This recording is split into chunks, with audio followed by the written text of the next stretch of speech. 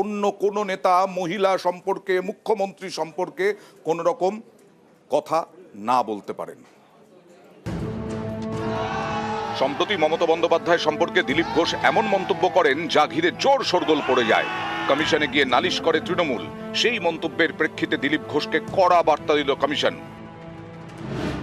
বর্ধমান দুর্গাপুরের বিজেপি প্রার্থী দিলীপ ঘোষকে সতর্ক করল নির্বাচন কমিশন।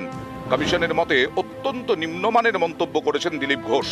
মমতা বন্দ্যোপাধ্যায় সম্পর্কে তার মন্তব্য অশোভনীয় এবং নিন্দনীয়। দিলীপ ঘোষ ব্যক্তিগত আক্রমণ করেছেন, এরকম ব্যক্তিগত আক্রমণ থেকে বিরত থাকতে হবে সতর্ক করল কমিশন।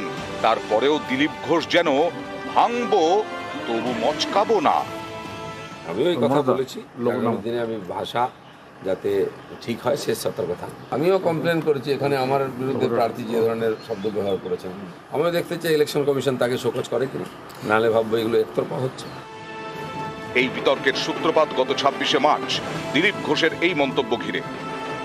দিদি গিয়ে গোয়াতে বলেন আমি গোয়ার মেয়ে, ত্রিপুরায় আমি ত্রিপুরার মেয়ে, আমার বাপ তো ঠিক করুন, যাত্রার মেয়ে হওয়া ঠিক। এই মন্তব্যের তীব্র প্রতিবাদ করে তৃণমূল, কমিশনে নালিশ জানায়।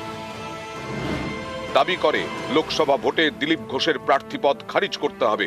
তৃণমূলের অভিযোগ এবং জেলা শাসকের রিপোর্টের ভিত্তিতে দিলীপ ঘোষকে শোকজ করে নির্বাচন কমিশন। শোকজের জবাবের পর বর্ধমান দুর্গাপুরের বিজেপি প্রার্থীকে এবার সতর্ক করল কমিশন। এমন কথা বলেন কেন? তারপর লিখে ক্ষমা চাইতে হয়।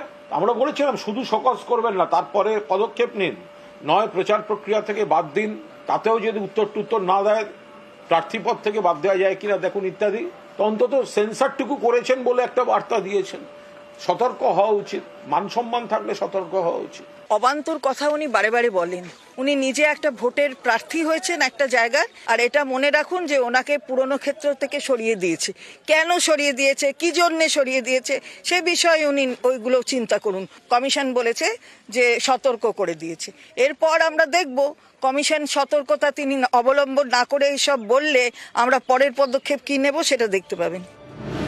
দিলীপ ঘোষের মন্তব্যে বিতর্ক জল গড়িয়েছে দিল্লি পর্যন্ত। বিজেপির সর্বভারতীয় সভাপতি জেপি নাড্ডাকেও সতর্ক করেছে কমিশন। দিলীপ ঘোষের মন্তব্যের জেরে কমিশনের সতর্কবার্তা নাড্ডাকেও। অনেকের মতে এটা বিজেপির কাছে বিড়ম্বনার। অলরেডি দিলীপদা বলে দিয়েছেন যে আমার কথায় যদি কেউ দুঃখ পেয়ে থাকে সেই জন্য আমি ক্ষমা চাইছি, কিন্তু অলরেডি ক্ষমা চেয়ে নিয়েছেন। তো ক্ষমা চাওয়ার পর তো এইসব বিষয়ে আর আমার মনে হয় বিতর্ক হওয়া উচিত নয়। দিলীপদা একটা কথা বলেছেন, দল তা সেই ব্যাপারে দলের মধ্যে কথা বল। নিউজ 18 বাংলা।